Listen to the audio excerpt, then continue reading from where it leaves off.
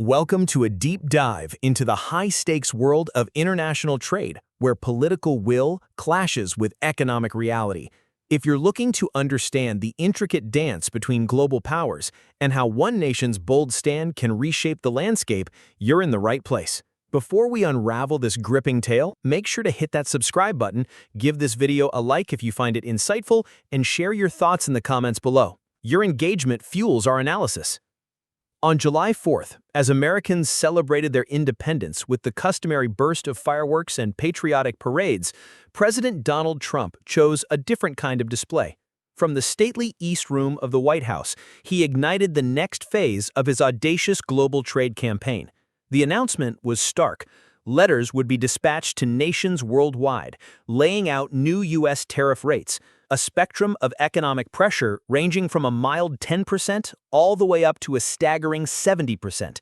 The message, delivered with characteristic bluntness, was unmistakable. Sign a deal or face the severe financial consequences beginning August 1st. This was Trump's tariff-first strategy in full swing, a calculated gamble designed to deliver swift agreements. And indeed, with many deals already locked in with Vietnam and the United Kingdom, the president felt a profound sense of vindication. His 90 deals in 90 days campaign, a relentless pursuit of revised trade terms, appeared to be gaining unstoppable momentum. Treasury Secretary Scott Bessent even suggested that around 100 countries could qualify for a more lenient 10% base rate, provided they reached terms with Washington swiftly. Yet, just across the northern border, one country remained stubbornly locked in an unusually tense standoff: Canada. Unlike the others, this time Trump's seemingly infallible strategy was poised to hit a wall. For months, trade talks between the United States and its closest ally had stalled, simmering beneath the surface of diplomatic pleasantries. The tension escalated dramatically in late June when Trump abruptly walked away from the negotiating table. The catalyst? Canada's decision to move ahead with its controversial digital services tax, DST, a 3% levy specifically targeting the behemoths of U.S. tech.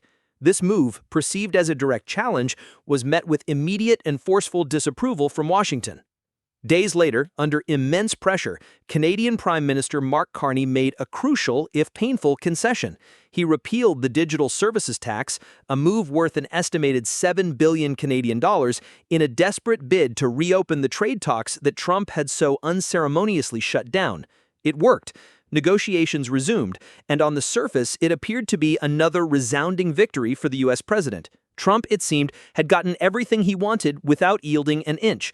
The tax was gone, the threat of a 301 investigation canceled, and the specter of new tariffs temporarily suspended. Yet even as talks were back on track, Canada had not secured any reciprocal tariff relief. Elevated U.S. tariffs on Canadian steel, aluminum, and autos, some as high as 50%, remained in place since March 2025. This initial win for Trump, however, would soon reveal itself to be merely the opening gambit in a far more complex and challenging negotiation. The stage was set for a confrontation where Canada, unlike its predecessors, seemed willing to push back, hinting at the backfire that would ultimately stun the American president. With the digital services tax repealed and talks grudgingly resumed, the initial round appeared to be a clear win for the White House. Yet Canada was not about to follow the script laid out by other nations. Rather than rushing into a new agreement desperate to escape the shadow of looming tariffs, Ottawa adopted a strikingly different approach. Prime Minister Mark Carney, a figure of measured calm amidst the escalating rhetoric, steered his government towards a quieter, slower path. Negotiations were reopened, certainly, but only after a strategic withdrawal of the contentious tax and, critically, with a newfound resolve to resist unconditional surrender. Unlike the frantic pace observed in other capitals, Canada refused to be stampeded into a deal, carefully reopening discussions while steadfastly refusing to concede on every demand. This was not a developing economy easily swayed by economic disruption. It was a G7 ally with the economic weight and political structure to absorb short-term pressure, signaling a profound shift in the calculus for the Trump administration. This newfound Canadian resolve was most acutely tested by Trump's likely next target, Canada's deeply entrenched dairy sector. For years, Canada's supply management system, a complex framework employing quotas and tariffs to protect its domestic milk producers, had been a persistent sore point for the American president. To Trump, it represented unfair protectionism, a system designed to cheat American farmers and distort international trade. Yet for Canadian policymakers, this system was far more than mere an economic policy. It was a non-negotiable pillar of economic sovereignty, a bedrock of food security, rural jobs, and price stability. Reforms to such a system would not merely require political capital, they would demand cross-provincial consensus and potentially an act of parliament, a formidable political undertaking. Though dairy had not been officially raised in the initial rounds of renewed talks, the very idea of its inclusion had already triggered a fierce political backlash across Canada. And so far, Prime Minister Carney had given no signal of any willingness to make concessions on this front. This burgeoning resistance was more than symbolic. It carried tangible, mutual risks. The July 21st deadline loomed large, threatening Canada with tariffs as high as 70% on its vital steel, aluminum, and auto exports, sectors deeply integrated into U.S. supply chains. According to Statistics Canada, over 75% of Canadian automotive exports, a staggering 80 billion Canadian dollars annually, flow directly into the United States. Simultaneously, U.S. manufacturers in the Great Lakes region and beyond rely heavily on Canadian inputs, making the relationship symbiotic. Trump's escalating tactics, therefore, risked sparking not just diplomatic retaliation, but severe economic blowback. If the U.S. were to impose sweeping tariffs on Canada, it could catastrophically disrupt cross-border supply chains, inevitably increase prices for American consumers, and trigger significant political fallout in crucial Midwestern states. This was the critical juncture where Trump's tariff-first strategy, designed for quick wins, faced the very real prospect of backfiring, potentially unraveling North America's most vital trade alliance. The stage was set for a confrontation where Canada's calculated resistance, particularly on the unyielding dairy front, would leave the American president stunned. Even after securing the repeal of Canada's digital services tax, a concession worth billions, President Trump showed no signs of easing his relentless pressure. His tariff guy persona remained firmly intact. The U.S.-Canada talks, though resumed, were happening with a loaded gun on the table, Trump's finger still poised on the trigger. He wasn't just content with the DST victory, his sights were now firmly set on a bigger fish, or perhaps a cow.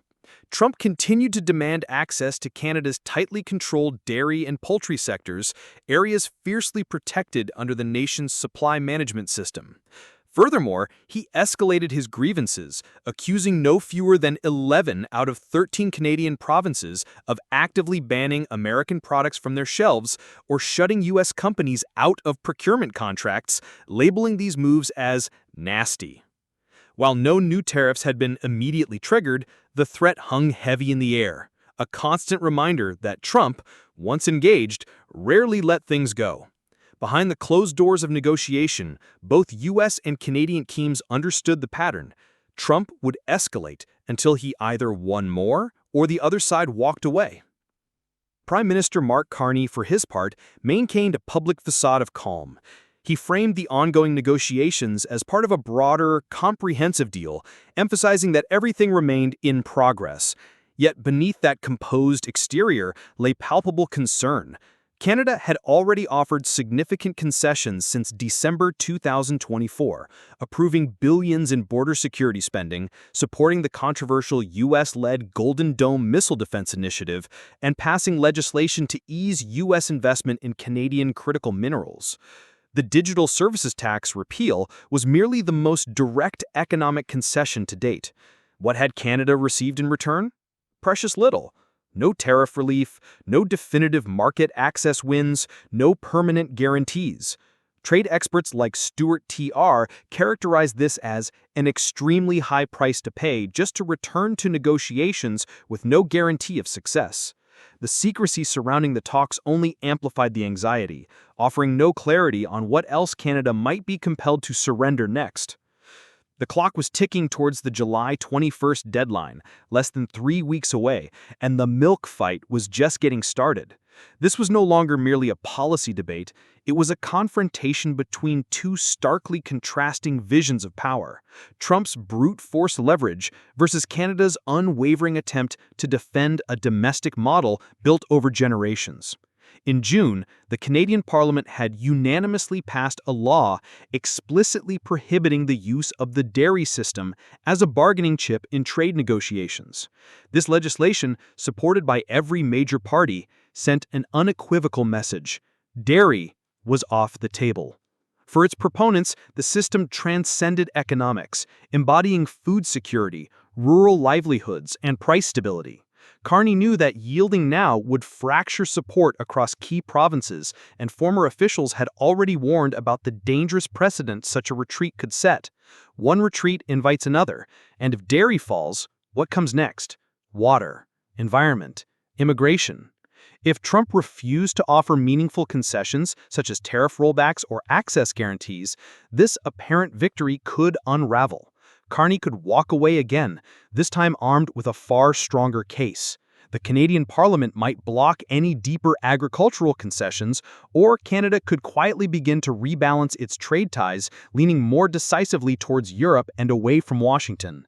Trump may have won the initial round, but if he overreached, demanded too much, offered too little, and pushed too hard, he risked losing the very deal he had just fought to get back on track. Because, as the saying goes, even the quietest partner can flip the table when pushed too far. And in this high-stakes game of economic brinksmanship, Canada's calculated resistance was poised to leave President Trump truly stunned. Thank you for joining us on this in-depth analysis of a pivotal moment in international trade. We hope this analysis has illuminated the complex dynamics at play between these two nations. If you found this analysis insightful, please give us a like, share this with others who might benefit from understanding these global shifts, and don't forget to subscribe for more compelling stories and detailed breakdowns. Your comments and questions are always welcome below.